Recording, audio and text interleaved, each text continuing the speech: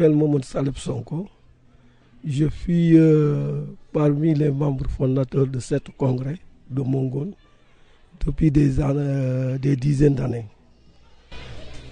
Voilà, Sonko, puis-vous revenir justement sur l'origine justement de ce village, en nous parlant d'abord du nom Mongone, pourquoi l'appellation, Oui. en nous parlant justement de la fondation de ce village. Mongone, nous avons un site où les habitants aillent là-bas, un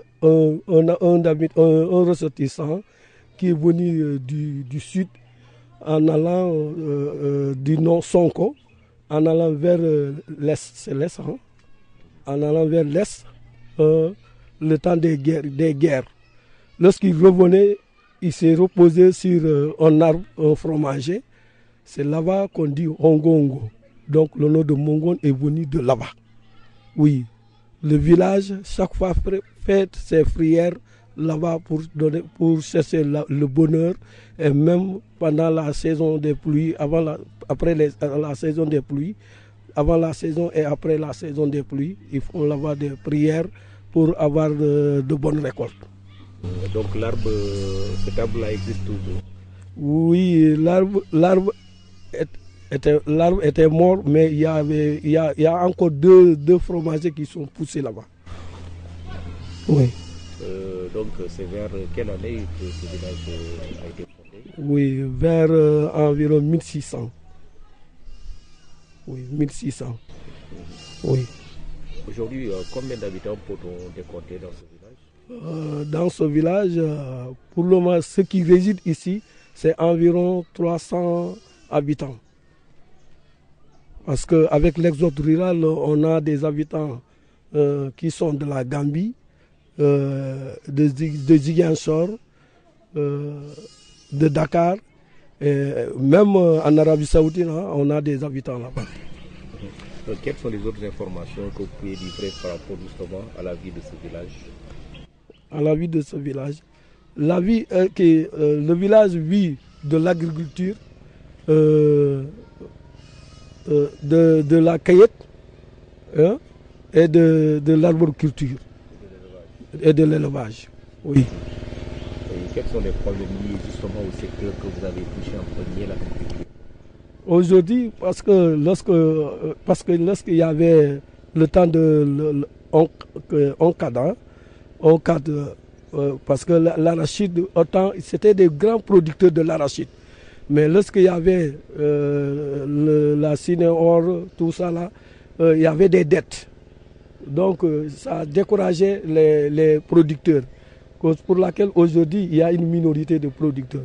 Mais avec la nouvelle technique de l'agriculture, les producteurs ont tendance à revenir pour cultiver de l'arachide. L'année passée, on avait fait des centaines de tonnes d'arachide. Il y a aussi la riziculture qui est là, mais il y a des problèmes. Parce que avec la rentrée du sable et la salinalisation des sols qui cause problème, cause pour laquelle le rendement est très faible. Quel appel avez-vous à lancer par rapport justement à ces problèmes que vous venez d'évoquer? Oui, on a lancé cet appel à l'État et aux partenaires de développement pour qu'ils puissent nous aider. Parce qu'il y avait le PAM qui était là depuis fort longtemps, qui aidait les gens à construire les digues anti-sel et les digues de retenue. Oui. Mais aussi, on est en train de lancer à d'autres partenaires pour pouvoir nous aider par rapport à la modernisation de l'agriculture. Parce que nous, depuis fort longtemps, on faisait l'agriculture avec le Kajandou.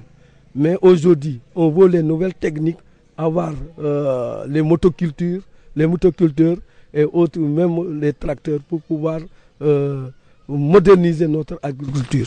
Et d'abord, il faut penser justement à lutter contre la salinisation des terres, Oui. vous l'avez évoqué. Et qu'est-ce que les populations vont faire justement pour régler ce problème? Pour la salinisation des terres, il faut qu'on essaie de revoir nos rizières et construire les digues anti-sel. On en avait construit avec le PAM, avec l'aide du PAM, mais ça ne suffit pas. Il y avait aussi une vallée qu'on avait réalisée avec, qui était tout autour de Guignaki, Ebinkin, Kakare, Mongon, Ketemtem. Mais il y a des digues qui sont restées, on n'a pas pu les construire parce que faute de moyens. On allait aussi oublier un secteur important qui est la santé. Oui. Comment se sent la santé ici au niveau de vous? Oui, la santé aussi, on avait mis en place un secouriste qui s'occupe des premiers soins. Comment on dit ça, on aide, on a essayé, c'est le secouriste. La femme qui s'occupe, une matrone, la matrone. Mais aujourd'hui, on est dans des difficultés parce que vous voyez nos vieilles maisons. Notre maison de la maternité est en vétus. Et aussi la case de santé est en vétus. Mais nous sommes de la recherche des moyens. Et c'est ce qui nous a poussé aujourd'hui, tout Mongonois, à organiser ce congrès pour pouvoir défendre pour pouvoir faire face à ces problèmes. Oui, on ne peut pas attendre à l'aide de quelqu'un pour venir nous aider. Il faut qu'il nous trouve là-dessus. Vous l'avez dit, la santé va mal à cause justement de la destruction des bâtiments. Mais aussi, on a appris que celui qui s'agit justement d'effectuer des travaux est tombé malade. Il est parti, c'était vers les années 2008. Et depuis lors, personne ne l'a remplacé. Je voudrais parler justement de l'ICP qui était en poste à Mongon. Qu'est-ce que les populations sont en train de faire pour, en tout cas, arriver à résoudre définitivement ce problème? Oui, vous avez belle raison parce que le secouriste était tombé malade en 2008, mais aujourd'hui, il est revenu. Il a participé même aux ateliers, il est là présent. Mais malheureusement, avec la rupture qu'on avait fait les années passées sur notre congrès, cause pour laquelle il n'a pas pu reprendre ses travaux. Mais il nous a demandé aussi de trouver un autre second. Parce que on sait que c'est le destin de quelqu'un, c'est Dieu.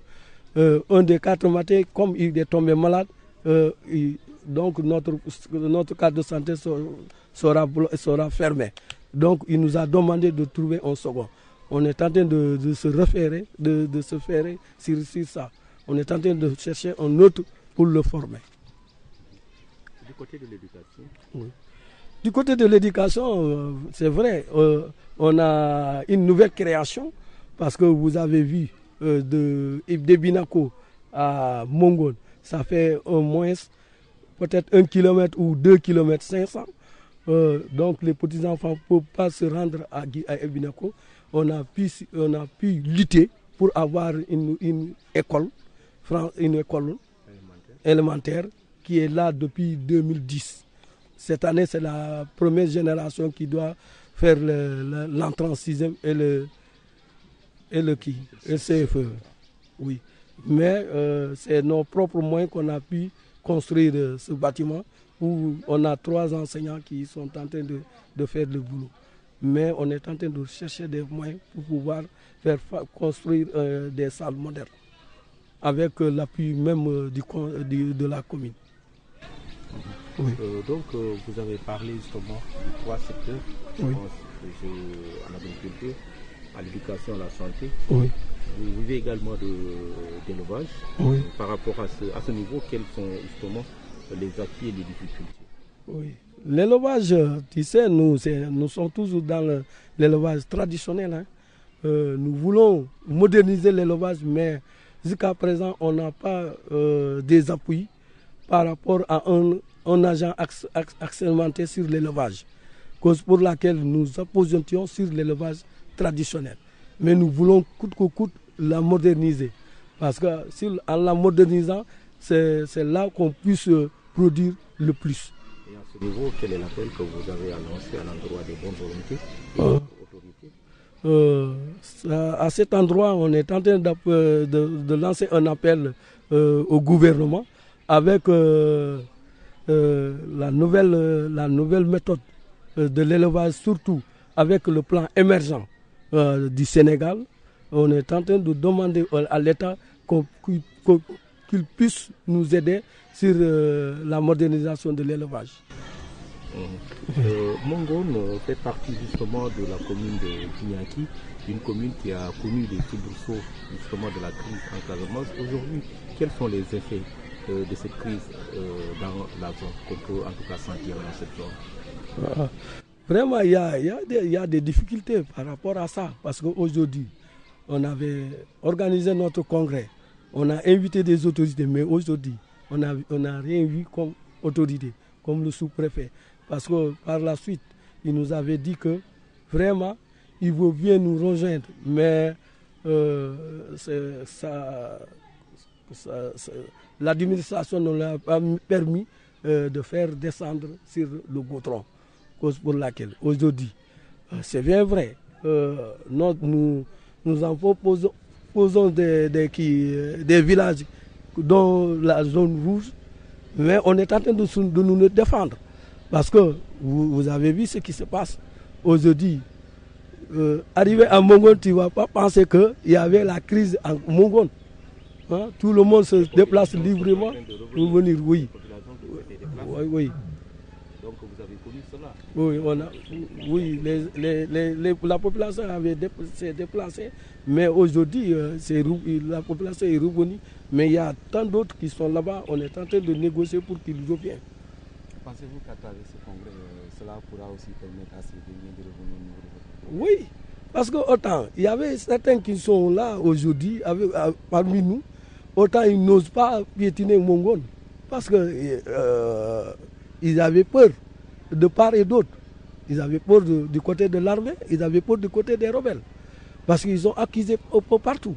Mais aujourd'hui, ils sont là avec nous depuis avant-hier jusqu'à aujourd'hui. Ils sont là. Oui. Pas dire du côté des autres. D'accord. Ils ont peur du côté des militaires. Oui, ils ont peur du côté des militaires et aussi du côté des autres. Oui. Aujourd'hui, donc, avec le congrès, on pense que Mongone va renaître, donc va en tout cas se lancer dans cette voie de l'émergence, du décollage. Oui. Quel est justement le message que vous avez à lancer par rapport à cette idée? À cet idéal, on lance un appel à tout Mongonois d'être unis, d'être solidaires, et de parler un même langage et de viser sur un objectif commun. Un objectif commun qui est celui du développement de tous les secteurs. Oui.